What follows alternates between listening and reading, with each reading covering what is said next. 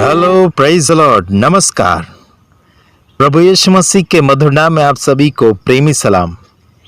मेरा नाम है आशीष राजकुमार और आप सभी से मैं प्रेम करता हूं, आपका शुभ इच्छा चाहता हूं और आपकी शुभ चिंताएं हमें है। तो आपके जीवन में अच्छी इच्छाएं बढ़ना चाहिए और आपका जीवन आशीष में होता चला जाए, यही हमारी मनोकामनाएं हैं। तो हम आपको कुछ संदेश देना चाहते हैं आज के शुभ अवसर में। परमेश्वर आप सबको आशीषित करें, यही हमारी मनोकामनाएं हैं। हम जो सिखाने जा रहे हैं, देखिए मेरे तमाम भाइयों बहनों, परमेश्वर के पीछे हजारों लाखों लोग दौड़ते चले जा रहे हैं, लेकिन उन सभी में से चुने हुए बहुत कम लोग हैं और लोग आशा लगाए हुए हैं कि परमेश्वर हमें भी चुने। लेकिन परमेश्वर बुलाता तो है लेकिन चुनता किसी और को। बुलाए हुए बहुत से हैं लेकिन चुने हुए कम हैं। तो आप और मैं बुलाए हुए में से हैं या फिर चुने हुए में से हैं, यह आपको देखना है। बीते हुए कल देखा हमने, लोगों ने क्रिसमस मनाया, ये सब बुलाए हुओं में से हैं या फिर अपनी मर्जी से यीशु मसीह के पीछे आए हुए हैं। यीशु मसीह के समय में भी जब यीशु इस संसार में आया था, उस समय कुछ लोग खाना खाने के लिए आए थे, कुछ लोग चमत्कार देखने आए थे यीशु के पीछे, कुछ लोग समय गुजारने आए थे, कुछ लोग टाइम पास करने आए थे। आजकल के समय में भी ऐसा ही हो रहा है। तो सुनिएगा कि आप कौन सी पार्टी में से हैं, ये ध्यान जरूर रखिएगा। चुने हुए में से या फिर बुलाए हुए में से या फिर आवारागर्दी करने वालों में से या फिर टाइम पास वाले। तो देखिएगा, मैं आपके सामने वचन पढ़ना चाहूँगा। आप हमारे साथ वचन निकाल सकते हैं और अपने बाइबल में से आप देख सकते हैं। मैं आपका विरोध नहीं करना चाहता हूँ, लेकिन आपको परमेश्वर के वचन की ओर ले जाना चाहता हूँ। संसार में लोग जैसे कर रहे हैं वैसे आप भी लोग भी करते चले आ रहे हैं। जैसे बोल रहे हैं, हमने बोला था कि क्रिसमस मत कीजिएगा, उसमें कोई परमेश्वर का अस्तित्व नहीं है बोला, लेकिन कुछ लोगों ने हमें संदेश भेजा और कुछ लोगों ने कहा भी कि ये सदियों से चला आ रहा है, बुजुर्ग सेवक फास्ट लोग करते चले आ रहे हैं, तो हम भी कर रहे हैं। परमेश्वर का संदेश सुनाने के लिए ऐसा हमारे पास संदेश पहुंचा। देखिए, दूसरों के फाउंडेशन यानी दूसरे के नींव के ऊपर घर बनाना अच्छा नहीं है। खुद नींव बनाइए, खुद फाउंडेशन बनाइए और खुद घर बनाइए, उसी में आपका फायदा होगा। मैं आपको ये उदाहरण दिया हूं समझने के लिए, तो ध्यान दीजिएगा। मत्ती रचित सुसमाचार उसका 22 अध्याय उसका 14 वचन आप हमारे साथ निकाल सकते हैं। वचन आपसे और मुझसे क्या बातचीत करना चाहता है। आप हमारी बातों को ना मानिए, कोई बात नहीं, केवल परमेश्वर की वचन की ओर ध्यान दीजिएगा। मैं आज रोड के किनारे हूं, तो गाड़ियों का कुछ आवाज़ आपको आएगा इस वीडियो में, तो कोई बात नहीं, सहन कीजिएगा। परमेश्वर तुम्हें आशीषित करें। मैं आपके लिए पढ़ रहा हूं, क्योंकि बुलाए हुए तो बहुत है परंतु चुने हुए थोड़े हैं। देखो, परमेश्वर का वचन आपकी और मेरे लिए एक चेतावनी दे रहा है।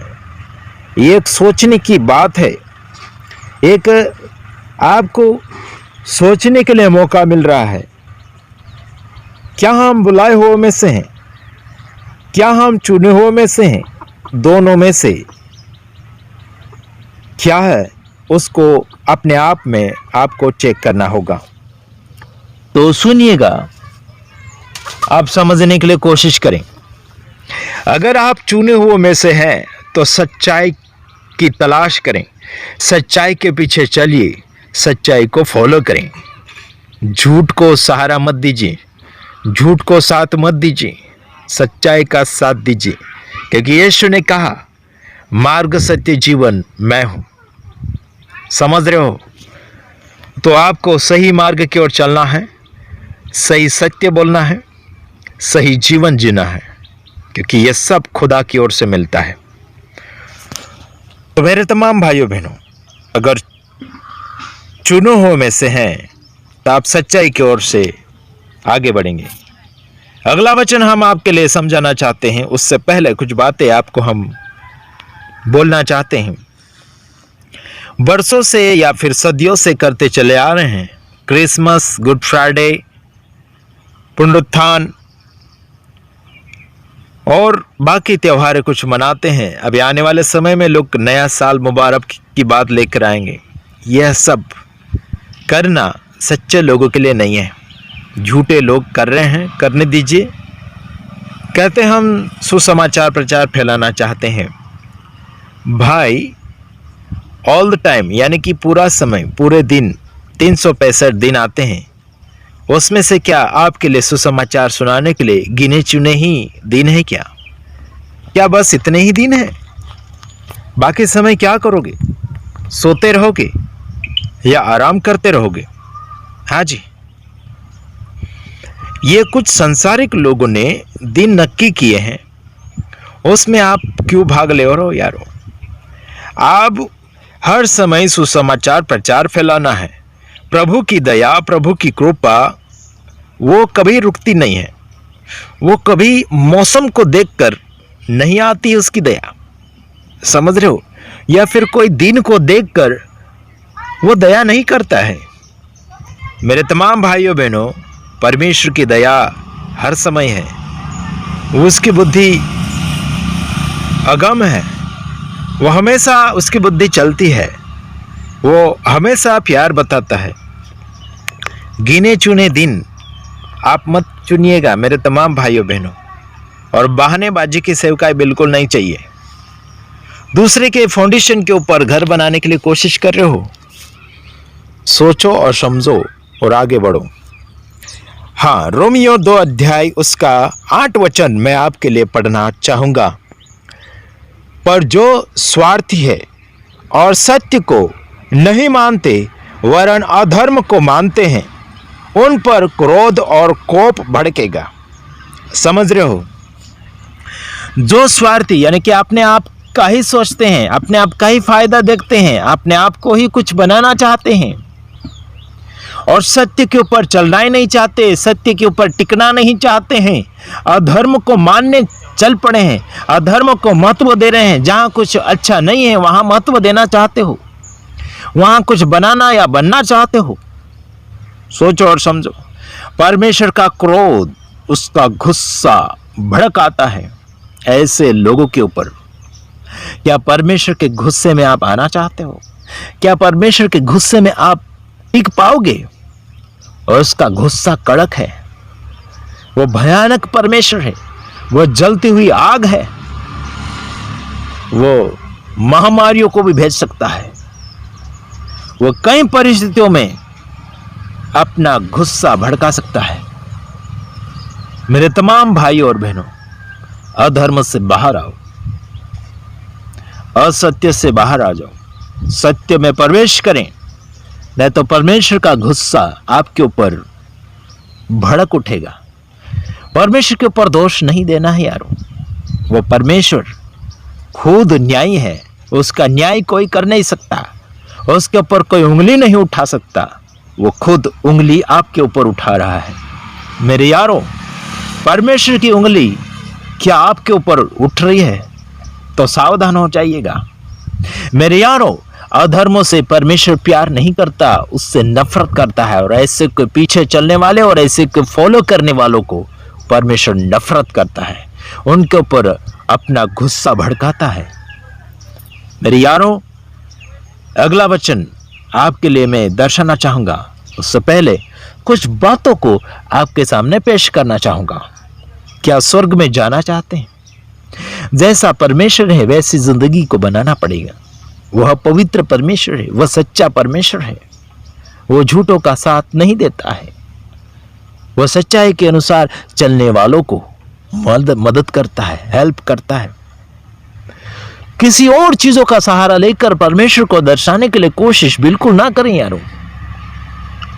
कुछ लोग क्रिसमस का सहारा लेकर परमेश्वर को इस संसार में बांटना चाहते हैं कि यीशु मसीह आपके लिए जन्म लिया है, ये लिया है, वो लिया है। अरे भाई, प्रभु आपके लिए कुछ नहीं लेता है, आपके लिए देता है, समझा? आपके लिए उसने स्वर्ग को छोड़कर धरती पर आया, अपना समय दिया उसने। क्या परमेश्वर के पास कुछ कमी थी जो आपके और मेरे पास लौट कर आ गया स्वर्ग को छोड़कर? हाँ जी। आत्मिक जीवन को बनाने के लिए अगर चाहते हो तो उस परमेश्वर को मौका दो जिसने आपके और मेरे लिए समय बिताया। समझ रहे हो? स्वर्ग को छोड़कर धरती पर आया था, हाँ, और वो वापस लौट गया। उसने आपके और मेरे लिए कितना दुख सहन किया। वो अपने लोगों के लिए सहन करता है यारो, और दुश्मनों को माफ करना सिखाता है, और गरीबों को देना सिखाता है, पराइयों को अपना बनाना सिखाता है। क्या ये प्यार आपके और मेरे अंदर है? कुछ लोगों ने क्रिसमस किया तो क्या अनजानों को मदद किया उसमें? क्या पराइयों को कपड़ा दिया? क्या भिखारी और रास्ते में चलते फिरते लोगों को कुछ भेंट दिया आपने? अपने ही चाहने वालों को या फिर अपने ही पहचान वालों को आपने हैप्पी क्रिसमस कहा, लेकिन क्या अनजाने को कहा? ये आपकी बातें हैं यार, हम नहीं मानते हैप्पी क्रिसमस और क्या क्या हैप्पी। अरे परमेश्वर ने आपको और मुझे हैप्पी बना दिया है। परमेश्वर आपके और मेरे अंदर है तो भाई मुझे हैप्पी क्रिसमस स्वीकारने की गरज नहीं है, किसी और को दीजिए। हाँ जी, जिसके पास नहीं है। ये आपका संदेश है यारो, हैप्पी क्रिसमस देना। हम हैप्पी यीशु लोगों को देते हैं, यीशु अच्छा है, हम ये यीशु लोगों को देते हैं। त्योहार या फिर क्या क्या ऐसे फालतू के नाम हम नहीं देते हैं मेरे यारों। हाँ, आगे सुनिए, वचन मैं आपके लिए पढ़ रहा हूं, मत्ती उसका 15 अध्याय उसका 8 वचन।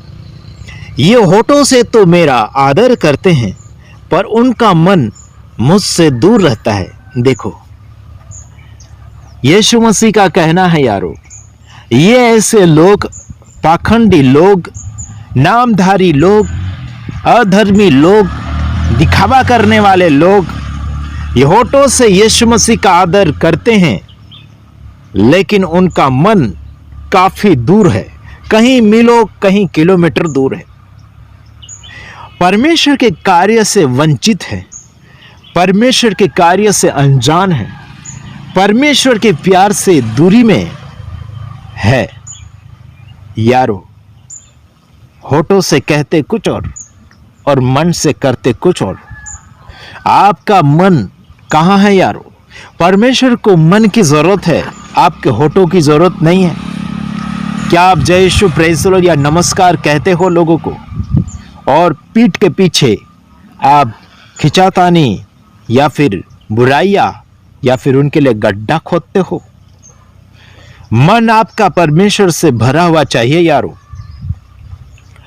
यहां पर कहता है, ये लोग होठों से तो मेरा आदर करते हैं पर उनका मन मुझसे दूर रहता है। दूर रहता है, कहां रहते हो यारो? आपका मन कहां है यारो? अगर आपको हम ये संदेश सुना रहे हैं तो आपको कड़वा भी लग रहा होगा। ये संदेश हमारा नहीं है, ये संदेश बाइबल के परमेश्वर का है। मेरे यारो, उस परमेश्वर को अगर मानना चाहते हो तो उसका वचन भी मानना पड़ेगा। तो देखिए मेरे तमाम भाइयों और बहनों, परमेश्वर की दया और परमेश्वर की कृपा आपके ऊपर बनी रहेगी। हमारे एक भाई ने एक फोटो दर्शाकर बात की थी। हमारे वो भाई अच्छे संदेशक है, अच्छे प्रचारक हैं। उन्होंने अच्छी बात समझाई लोगों को, फिर भी लोग समझ नहीं पाए। वही फोटो मैं आपको दर्शा रहा हूं, जैसे एक घर का फोटो है। इस घर को इंसान का घर कहा जाता है, जिसमें इंसान रहता है। और अगर कोई आपके घर में कोई अनजाना आ जाता है, क्या आप उसे सवाल जवाब नहीं करेंगे? करेंगे जरूर। आप कहाँ से आए हो, किससे काम है ना, आपका नाम क्या है, एड्रेस क्या है, सब उनको आप पूछेंगे, है ना। तो उसी प्रकार से आप जैसे देख रहे होंगे दूसरे फोटो में, उसमें मैंने पूरा नहीं बताया है, उसके ऊपर क्रॉस लगा हुआ था, इसलिए मैंने उसको कटिंग किया है, जो दूसरा घर है। तो मैं कुछ बता देता हूं, उसके बाद में वचन बताऊंगा इस पे। ये है यानी कि चर्च, थोड़ा सा मैंने बताया इसमें। यह है चर्च, इसे लोग कहते हैं भगवान का घर यानी ईश्वर का घर। तो क्या परमेश्वर के घर में क्या कोई भी अनजाना एरू गेरू नथुलाल, जिसे कोई पहचानते नहीं है, जिसे कोई मानते नहीं है, उसे कैसे आने देते हो यारो? जैसे लोगों ने क्रिसमस किया, उसमें हरा पेड़ और लाल टोपी वाला सांता क्लॉज क्या बोलते हैं, क्या इनका यीशु मसीह के जन्म के साथ क्या कांटेक्ट है? इनको क्यों, अनजानों को क्यों लाए यारो? हाँ जी, अगर आप लोगों ने किया भी तो ठीक है। इसमें आपको हम समझाना चाहते हैं, जो बाइबल के अनुसार लिखा गया है उसी बाइबल के अनुसार आपको सिखाना है। और उस बाइबल से अगर बाहर जाते हो तो आप चोरों को आने दे रहे हो, समझ रहे हो? परमेश्वर के घर में, यानी लोग कहते हैं चर्च को परमेश्वर का घर, लेकिन हम कहते हैं परमेश्वर का घर आपका मन मंदिर यानी आपका शरीर है यारो। पहला कुरिन्थियों 3:16 आप देख सकते हैं। क्या आप नहीं जानते कि आप परमेश्वर का मंदिर है यारो? आपका शरीर परमेश्वर का मंदिर है। तो देखिए, उससे पहले वाला जो मैंने आपको घर बताया है, वह घर कहा जाता है इंसान का घर। आप घर में आने जाने वालों को जान पहचान करके ही लेते हैं, समझ रहे हो? तो अनजाने को आपके जीवन में कैसे आने देते हो यारो? समझो, क्रिसमस अगर लोगों ने किया है, ठीक है, आपके हिसाब से वो ठीक है, लेकिन हमारे हिसाब से वो घिनौना है। तो ध्यान दीजिए, क्या सच में हकीकत क्या है वो देखना है। इसमें इस घर के ऊपर मैं एक वचन पढ़ना चाहता हूं। और ये व्यर्थ मेरी उपासना करते हैं, क्योंकि मनुष्य की विधियों को मैं फिर से पढ़ना चाहूंगा। और ये व्यर्थ मेरी उपासना करते हैं, क्योंकि मनुष्य की विधियों को धर्मोपदेश करके सिखाते हैं। देखो, यह वचन है मत्ती 15:9 वचन। यह लोग व्यर्थ यानी फालतू उपासना करते हैं, फालतू आराधना करते हैं, फालतू भक्ति करते हैं, फालतू उसके सामने घुटनाएं टेकते हैं। मनुष्य के उपदेश को उसने धर्म उपदेश करके लोगों को सिखाना शुरू कर दिया है। जो पास्टर उपदेश देंगे, अपने हिसाब से बनाया हुआ कुछ संस्था का कुछ नियम है, उसको ले लेकर उठा कर लोगों को सिखाने लग जाएंगे, और वही लोग धर्म उपदेश करके सिखाने चले जाते हैं। तो इनको बाइबल का परमेश्वर यानी यीशु व्यर्थ कहता है। ये लोग मेरा व्यर्थ उपास करते हैं, व्यर्थ, क्योंकि ये मनुष्य की विधियों को धर्मोपदेश करके सिखाते हैं। देखो, मनुष्य के, इंसानों के नियमों को धर्मोपदेश करके सिखाते हैं। ये मानना है, हमारा कानूनी है करके सिखाते हैं। संस्थाओं में या फिर कुछ नियमों में ये लागू करते हैं। तो देखिए, अगला वचन जो आपको मैं चर्च घर यानी परमेश्वर का घर करके बताया था, जो लोग कहते हैं चर्च को परमेश्वर का घर। तो देखिए, परमेश्वर का घर तुम हो। झूठ मूठ लोगों को सिखाने के लिए कोशिश ना करें। वचन पढ़ता हूं 15 का 3, मत्ती 15 का 3। उसने उनको उत्तर दिया, तुम भी अपनी परंपराओं के कारण क्यों परमेश्वर की आज्ञा टालते हो? मेरे यारों, परमेश्वर की आज्ञाओं को क्यों टालते हो? अपनी परंपराओं के कारण, अपने नियमों के कारण। समझ में आ रहा है? उस परमेश्वर का, उस यीशु का कहना है कि तुम परमेश्वर के नियम को क्यों टालते हो? लोगों की परंपराओं के कारण, लोगों के रीति रिवाज, उनकी संस्कृति के कारण परमेश्वर के नियम को क्यों टालते हो? क्या कारण है? क्या आप बता सकते हो कारण? अगर टाल रहे हो तो आपको खुद को परमेश्वर टाल देगा। स्वर्ग में राज नहीं मिलेगा, स्वर्ग में जगह नहीं मिलेगी। कितना भी नाचो कूदो, अच्छा कपड़ा पहनो या बुरा पहनो, कुछ फायदा होने वाला नहीं है। जिंदगी परमेश्वर के नियम पर टिकना है। अगला वचन आपके लिए मैं फरमाना चाहूंगा। स्वर्ग के राज्य में जाने का सपना सबको है यारो। कौन नहीं चाहता कि स्वर्ग में नहीं जाएंगे? हर कोई चाहता है। हर किसी का मकसद है शांति पाना, मौज मस्ती पाना, सुख पाना, हर चीजें पाना, स्वर्ग पाना, हर किसी का मकसद है। हाँ जी, मैं आपके लिए पढ़ना चाहूंगा प्रकाशित वाक्य उसका 18 अध्याय उसका 4 वचन। फिर मैंने स्वर्ग से किसी और का शब्द सुना कि हे मेरे लोगों। ध्यान दीजिए, यहां पर इस वचन को लिखने वाला बोल रहा है योना, सुनो। फिर मैंने स्वर्ग से किसी और का शब्द सुना कि हे मेरे लोगों, उसमें से निकल आओ कि तुम उसके पापों में भागी न हो। सुनो मेरे यारो, त्योहार, रीति रिवाज, संस्कृति करने वाले झूठे और पाखंडी, मौत की घाट की ओर जाने वाले सेवक, सेविका और विश्वासी और अन्य लोगों, सुनो, ऐसे लोगों में से निकल आओ।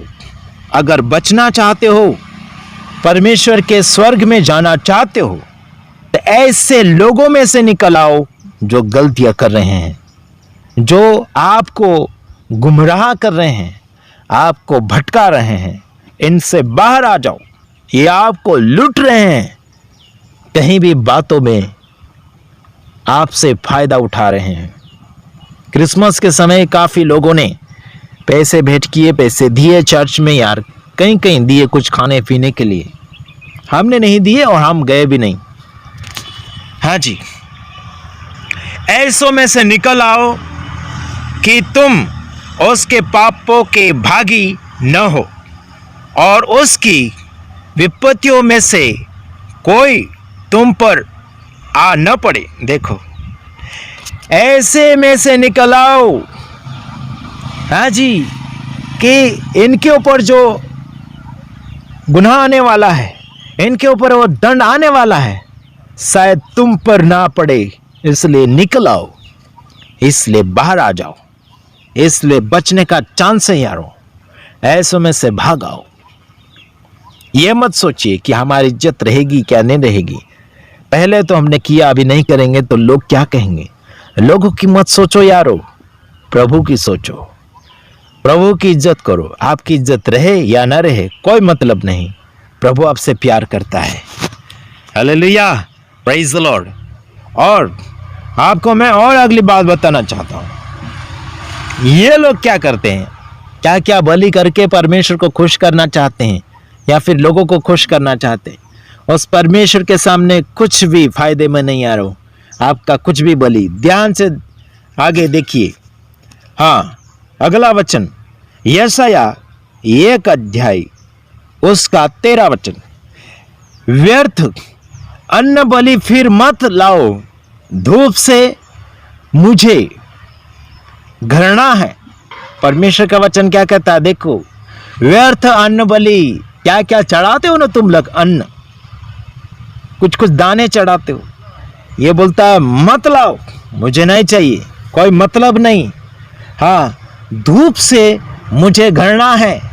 कुछ लोग कुछ कुछ जला जला कर परमेश्वर को खुश करना चाहते हैं। कुछ लोग भेड़ जलाते, कोई बकरा जलाते, कोई मुर्गा जलाते, कुछ कुछ क्या क्या क्या क्या क्या धूप चढ़ाते हैं।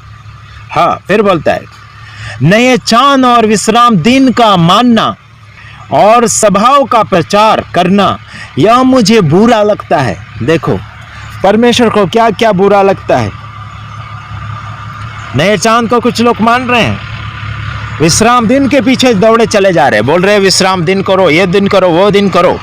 अरे इससे परमेश्वर घृणा कर रहा है, उसमें आपका कुछ फायदा ही नहीं हो रहा है, उसमें परमेश्वर का फायदा ही नहीं हो रहा है ना। आप परमेश्वर की आज्ञाओं को, परमेश्वर के नियमों को तोड़ते चले जा रहे हो और कह रहे हैं ये करो वो करो। ध्यान दीजिए यारो, परमेश्वर इससे घृणा कर रहा है। और बड़ी बड़ी सभाएं रखते हो, बड़ी बड़ी सभा करने का दावा करते हो, इनसे परमेश्वर घृणा करता है यारो, इनको व्यर्थ कहता है।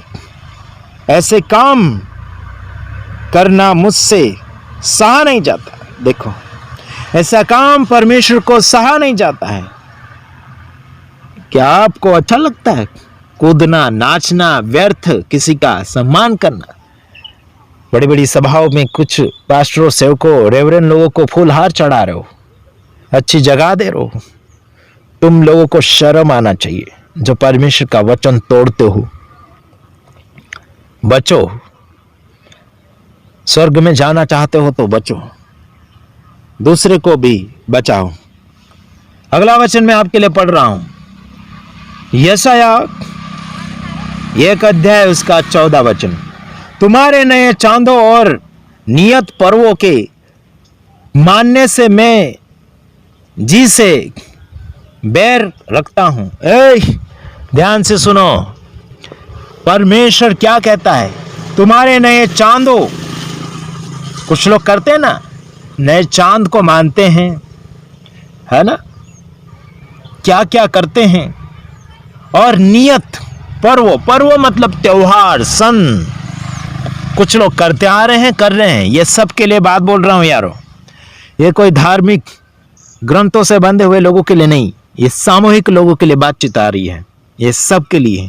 कुछ लोग नए चांद को मानते हैं, कुछ लोग दिन को महत्व देते हैं, है ना, कुछ लोग पर्व यानी त्योहार, सन को महत्व देते हैं, जैसे पाखंडी लोग कर रहे हैं। कुछ लोग अपने आप को धार्मिक दर्शाना चाहते हैं।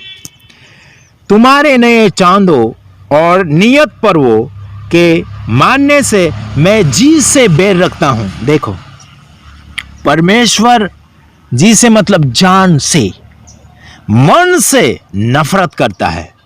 आपको लगता है क्या आप क्रिसमस करके या फिर गुड फ्राइडे करके या नया साल करके या फिर पुनरुत्थान करके आप परमेश्वर को मना सकते हो? तुम लोगों को तो खुश कर सकते हो, लेकिन परमेश्वर को खुश नहीं कर सकते, क्योंकि मनुष्य के धार्मिक काम मैले चित्रों के समान है परमेश्वर के सामने। ध्यान रखिएगा। हाँ, तुम्हारे नए चांदों और नियत पर्वों के मानने से मैं जी से बैर रखता हूं। वे सब मुझे बोझ से जान पड़ते हैं। देखो परमेश्वर को वजन जैसा लग रहा है, बोझ जैसा लग रहा है। मैं उनको सहते सहते थक गया हूं। देखो परमेश्वर क्या बोलता है, इनको सहते सहते थक गया हूं। परमेश्वर का गुस्सा भड़क रहा है यारों। परमेश्वर ने इतनी महामारियां तुम्हारे ऊपर डाली, क्या अभी तक तुम्हारे कान नहीं खुले? अभी तक तुम्हारी अक्ल नहीं बढ़ी? सुधर जाओ, सुधर जाओ यारो, सुधर जाओ। अगला वचन यशाया 1:15।